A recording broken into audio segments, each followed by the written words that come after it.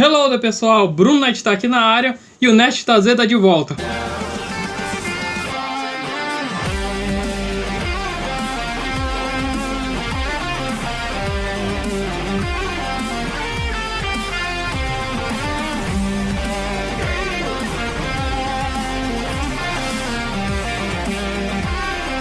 E agora, dia 26 de fevereiro, vai estrear o 7º filme da franquia Pânico, uma das minhas franquias de terror favorita. Alô? Alô, Sid.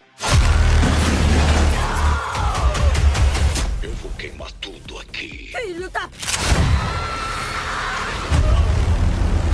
E apesar pra qualquer fã de terror chegar ao 7º filme seja uma red flag de qualidade baixa, Pânico se destaca porque em 6 filmes eles conseguiram manter até uma qualidade boa, o que para a maioria das franquias nesse ponto já teria tornado elas grandes trecheiras. Então venha comigo recapitular toda a franquia para poder chegar nesse 7º filme sem estar perdido. E claro, vai ter muitos spoilers, cuidado. E falaremos hoje sobre a trilogia original. E um rápido contexto para vocês. Nos anos 90, os filmes slasher, que são aqueles dos assassinos mascarados como Sexta-feira 13, Hora do Pesadelo e Halloween, estavam numa crescente decaída de qualidade. Por exemplo, o Freddy Krueger estava se tornando cada vez mais uma paródia dentro dos próprios filmes. O Jason tinha literalmente ido pro inferno. Enquanto isso, Michael Myers passava pela infame trilogia dos espinhos, que tentou tornar ele um assassino de seita. Vendo tudo isso, o roteirista Kevin Wilson escreveu o que seria o retorno do gênero ao auge. Ao mesmo tempo que ele ia fazer também uma paródia com os clichês dele. E sobre a direção do saudoso Wes Craven, em 1996 saiu o primeiro filme do Pânico, ou o primeiro filme da saga do Amostradinho. Eu gostei assim, amostradinho. Pânico. Em uma noite na cidade de Woodsboro, a jovem Casey estava sozinha em casa quando recebeu a ligação de alguém misterioso. O que começou até como um papo legal sobre filmes de terror, com a pessoa perguntando qual o filme favorito dela, Qual o seu filme de terror preferido? acabou se tornando algo assustador quando ele começou a ameaçar ela. Casey até tenta desligar, mas a voz misteriosa acaba mostrando que sequestrou o namorado dela, colocando a garota num quiz mortal, com perguntas sobre filmes de terror. Porém, quando ela responde uma errada, a pessoa acaba matando seu namorado, e logo invade sua casa. Era uma pessoa com um manto preto e uma máscara de fantasma inspirada na pintura O Grito, e logo essa figura ficou conhecida como Ghostface, ou Amostradinho pros íntimos. O Ghostface acaba atacando Casey e ela até tenta escapar, mas não consegue, e ela é pega e morta por ele. Apunhala a criança, apunhala a criança, apunhala a criança. O filme então passa para Sidney Prescott, uma garota da mesma cidade, que está se recuperando de um trauma, pois, um ano atrás, sua mãe Maureen tinha sido assassinada brutalmente. E esse trauma não resolvido acaba abalando a relação dela com seu namorado, Billy Loomis. Logo, a morte da Casey é noticiada e deixando a cidade toda em alerta, querendo saber quem é o assassino misterioso. E entre os jornalistas que estão atrás dessa matéria está a Gayle Weathers, que foi também a principal responsável por noticiar o assassinato da mãe de Sid. Ela também é a principal que contesta a prisão de Cotton Weaver, falando que ele possivelmente é inocente e só era amante de Maureen. Isso faz dela um desafeto de Sid, que acredita que Gayle só quer subir na carreira através de tragédias. Enquanto Gayle realmente vê a oportunidade de crescer na carreira através desse caso, que ela até mesmo consegue enxergar uma relação com o caso da mãe da Sid, e ela até mesmo vê que pode inocentar Cotton no processo. E Sidney acaba recebendo de fato uma ligação do Ghostface, que logo em seguida ataca ela, só que dessa vez a garota consegue escapar. Só que em seguida o Billy aparece para confortar ela, só que um celular cai do bolso dele, o que acaba tornando ele um principal suspeito, e ele é preso naquela noite. Já que o pai da Sidney tinha viajado a negócios, ela acabou ficando na casa da sua amiga Tatum Ridley. Enquanto isso, 2 amigos dela, o Randy Max, que é um grande cinéfilo, fã de filmes de terror, e o Stu Marks, um doidinho da cidade, falam sobre se o Billy é ou não o assassino, e caso não, um fica acusando o outro. E naquela mesma noite, Sidney ainda recebe outra ligação do Ghostface, enquanto o Billy ainda estava preso, mostrando que ele não era o assassino. Enquanto a Gayle investigava, ela acabou se aproximando do policial Dewey, que é o irmão mais velho da Tatum. E ela acaba descobrindo que o pai da Sidney acabou se tornando suspeito, pois ele estava desaparecido, e a ligação que a Sidney tinha recebido do Ghostface vieram do celular dele. Por causa das ondas de assassinato, as aulas são suspensas. Então, o Stu faz uma festa na casa dele. O Billy aparece lá e a Sidney e ele fazem as pazes, com ela pedindo perdão por tudo, então os dois têm uma relação íntima. E a Gayle e o Dewey aparecem na festa também. Mas investigando o local, acabam encontrando no mato o carro do pai da Sid, aumentando a suspeita sobre ele. No meio da festa, a Tatum acaba indo atrás de bebida sozinha e ela acaba topando com o Ghostface. No início ela acha que é uma brincadeira, mas infelizmente pra ela é pega e morta pelo assassino. E logo depois, a maioria do pessoal que estava na festa foi embora porque descobriram que o diretor da escola tinha sido morto pelo Ghostface e foram lá ver. Sobrando na casa somente o Randy, o Stu, o Billy e a Sidney. Mas logo após a relação da Sidney com o Billy, o Ghostface ataca os dois e o Billy é aparentemente morto. E Sidney foge do assassino e ele persegue ela por toda a casa. Ela até tenta pedir ajuda pro cameraman da Gale que estava no lado de fora, mas infelizmente para ele é levado de arrasta pelo assassino. Corte rápido. Faca. É Tramontina.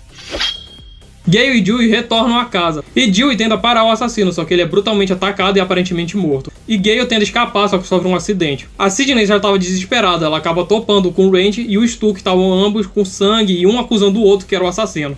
Sidney consegue entrar na casa e se trancar, e lá encontra Billy ainda vivo. Ele acalma ela e pega a arma do Dewey. E o Billy deixa o Randy entrar. Randy acusa de novo o Stu, então Billy logo atira no Randy, se revelando na verdade o Ghostface.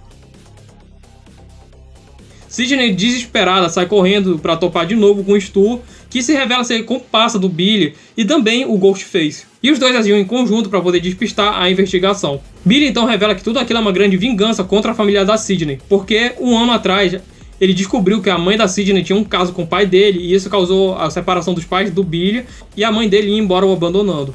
Então eles e Stu revelam que foram eles que mataram a mãe da Sidney e que agora estão fazendo todo esse massacre para poder incriminar o pai da Sidney e matar ela também. Enquanto isso, o Stu tá fazendo tudo isso porque, além dele ser o doidinho da cidade, muitos teorizam que ele tinha um caso amoroso com o Billy. É isso aí, Cindy. E eu sou gay. E caso não tenha notado, o Ray também é. O quê? Eu não sou gay. Porém, a Gale acaba aparecendo e conseguindo dar chance da Sidney sair de lá e revidar contra os dois. Assim, ela consegue matar o Stu e depois o Billy. E pra garantir que o Billy não voltaria, ela finaliza ele com... Pipoco no coco. Todas elas estão disponíveis na loja. No final, a Sidney e a Gale saem vivas e o Randy e o Dewey aparecem vivos. Pânico 2. Se passando um ano após os eventos do primeiro filme, Sidney e Randy foram para a faculdade e querem deixar todo esse caso para trás. Porém, a Gale acabou escrevendo um livro sobre o que aconteceu, chamado de Os Assassinos de Woodsboro. E isso acabou sendo comprado por Hollywood, se tornando o filme A Apunhalada, que recria todos os eventos do primeiro filme e já se torna um grande fenômeno. Na noite da estreia do filme, 2 estudantes da faculdade da Sidney, a Maureen Evans e o Phil Stevens, ganharam ingressos para ver a sessão. Porém, sem eles saber, aquilo era na verdade uma armadilha. Enquanto o Phil estava no banheiro, ele foi morto por um novo Ghostface. E ele usou as roupas do Phil para poder enganar a Maureen, para se aproximar dela e matá-la no meio da sala de cinema, chocando todo mundo que estava vendo o filme, que não estava confuso se aquilo era real ou uma jogada de marketing. Logo, uma nova investigação sobre os assassinatos começa. A Sidney e o Randy ficam alertas, enquanto a Gale volta para poder investigar esse imitador. Porém, ela é mal vista por Sidney, que achava que ela tinha mudado depois do primeiro filme. Gale ainda tem que lidar com uma repórter rival que está passando à frente dela na investigação, Debbie Salt. O Dewey aparece na faculdade, preocupado com Sidney, porque depois da morte da irmã dele, ele se tornou mais protetor com ela, quase como um irmão mais velho. E junto a tudo isso, o Cotton Even, que era o cara que foi incriminado pelo Billy e pelo Stu pelo assassinato da mãe da Sidney, foi solto. E agora ele quer uma reportagem junto da Sidney para poder limpar de vez seu nome com a mídia. Coisa que, mesmo assim, decidindo muito por tudo aquilo que aconteceu com ele e ser culpa dela, ela não quer esses holofotes. Após mais um assassinato desse novo Ghostface, o Randy acaba elaborando quais são as regras de uma continuação do terror para os amigos ficarem preparados, falando que elas vão ser mais grandiosas e brutais e até mesmo o pessoal que vem da continuação não está seguro. Eles também elaboram quem são os novos suspeitos, entre eles o Derek, que é o novo namorado da Sidney, Mick, que é o colega de classe de Randy, e Hayley, que é a nova melhor amiga da Sidney. Mas esses três também acusam Randy e Dewey, falando que eles poderiam possivelmente ter enlouquecido com os traumas do primeiro filme e se tornado o novo Ghostface. E até mesmo a Gale é suspeita, pois ela poderia estar querendo criar mais matérias para poder subir mais na carreira. A Sidney tenta continuar sua vida normalmente, não querendo se envolver com isso. Porém, a Gale, o Randy e o Dewey continuam investigando. E infelizmente, quando o Randy estava discutindo com um novo Ghostface por uma chamada de telefone, enquanto o Dewey e a Gale buscavam quem era ele, o Randy acaba sendo puxado por uma van e brutalmente morto por esse novo assassino. E tentando continuar a investigação, o Dewey e a Gale também são atacados, e o Dewey de novo é brutalmente atacado pelo Ghostface e aparentemente morto. Enquanto Sidney e Hayley eram escoltadas pela polícia, o Ghostface acaba interceptando elas e consegue matar a Hayley. A Sidney corre dele e acaba parando num teatro, onde encontra seu namorado Derek amarrado por causa de um trote de faculdade. Logo o Ghostface aparece e se revela ser Mick, que durante o filme todo tava plantando a semente da discórdia entre cada um ali. E ele faz isso de novo, falando pra Sidney que Derek era seu comparsa, fazendo ela hesitar em salvá-lo e dando a oportunidade de Mick poder matá-lo. Sidney tenta escapar, só que ela encontra Gale rendida pela real parceira de Mickey, a jornalista Debbie Salt, que Sidney reconhece como na verdade sendo a senhorita Loomis, mãe de Billy. Mickey então revela que ele quer se tornar famoso através dos assassinatos, e que culparia os filmes de terror por isso. Só que ele é traído pela senhorita Loomis, que só quer saber de vingança contra Sidney. As duas lutam e parecia que a senhorita Loomis ia ganhar. Só que o Cotton Ivy aparece lá, e com a Sidney concordando em ajudar ele com as entrevistas, ele a salva da senhorita Loomis. Santana, acabe com ela! Ai! Após isso, o Sidney e Gale saem vivas, e de novo o Dewey consegue sobreviver. Pânico 3. 3 anos após tudo isso, por causa da entrevista que ele fez junto de Sidney, o Cotton Ivy deu a volta por cima. Ele se tornou uma celebridade, tendo até mesmo o próprio programa de TV. Ele mora em Hollywood e interpretaria ele mesmo no filme Apunhalada 3, que continua os eventos dos filmes anteriores naquele universo. Só que uma noite, voltando pra casa, ele acaba recebendo a ligação de uma aparente fã, que parece algo bem legal. Só que logo se revela ser, na verdade, um novo Ghostface, que estava usando um estranho emulador que consegue imitar perfeitamente a voz de outras pessoas. E ele pergunta onde é que tá Sidney, e fala que se Cotton não falar, atacaria ele e a namorada dele, fazendo Cotton ir direto pra casa desesperado. Lá, o Ghostface aterrorizou a mulher dele usando a voz do Cotton, e quando ele chega, ela acha que ele é o assassino. E essa confusão acaba dando a brecha para que o assassino mate tanto ela quanto o próprio Cotton. Logo após isso, o detetive Mark Kincaid começa a investigação e vai até Gale Weathers. Ele queria saber se Gale sabia onde é que a Sidney estava, já que no local do assassinato do Cotton foram deixadas fotos da mãe da Sidney ainda jovem em Hollywood. E eles acabam conseguindo encontrar uma relação entre a morte do Cotton com a filmagem do Apunhalada 3. E no set de filmagem, a Gale acaba reencontrando o Dewey trabalhando lá como consultor do filme. Logo após o Ghostface matar mais pessoas da produção do filme, Gale se junta a Jennifer, a atriz que estava interpretando ela no filme, e acabam descobrindo que a Maureen Prescott tinha trabalhado em Hollywood mais jovem, só que sem grandes sucessos. Enquanto tudo isso, a Sidney estava isolada do mundo, traumatizada pelos acontecimentos do filme anterior, só que na casa menos segura do mundo. Patético. Porém, ela estava anonimamente trabalhando como uma atendente de ajuda a mulheres em crise. Porém, de alguma forma, esse novo Ghostface conseguiu ligar para ela, deixando ela em alerta e decidindo ir para Hollywood junto dos amigos investigar isso para poder acabar com mais esse maníaco. E outro que aparece no set de filmagem é Martha, a irmã do Randy, que ele, prevendo que poderia morrer no segundo filme, deixou uma fita para poder explicar para os amigos como funciona a regra de uma trilogia.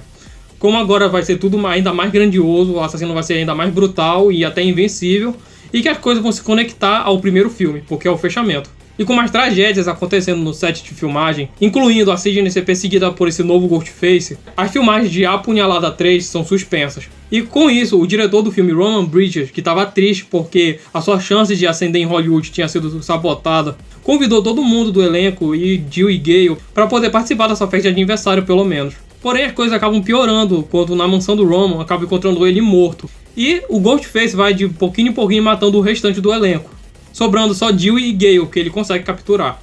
Então ele usa eles para atrair Sidney até lá, que vai sozinha. Ela até tem um plano para poder revitar contra o assassino, só que o Ghostface aparentemente é imortal nesse filme.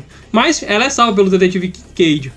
Porém, Kincaid acaba ferido e Sidney e o Ghostface ficam presos numa sala, onde o assassino finalmente se revela. Na verdade, ele é o próprio Roman Bridges, que tinha forjado sua morte. E ele revela mais coisas, como na verdade ele é o filho de Maureen e meio-irmão de Sidney. E a motivação dele é porque a Maureen tinha abandonado ele em Hollywood, e quando ele tentou uma reaproximação, ela rejeitou ele. E furioso por isso, ele revela que foi ele que revelou pro Billy Loomis, lá no primeiro filme, que o pai dele e a mãe da Sidney estavam tendo um caso, causando todo aquele massacre. E agora ele queria concluir a vingança. Porém, não deu outra, ele acaba sendo vencido pela Sidney e finalizado pelo Dewey com Pipoco no coco. Todas elas estão disponíveis na loja. No final, o Dewey e a Gale não só saem vivos, como o Dewey finalmente pede Gale em casamento.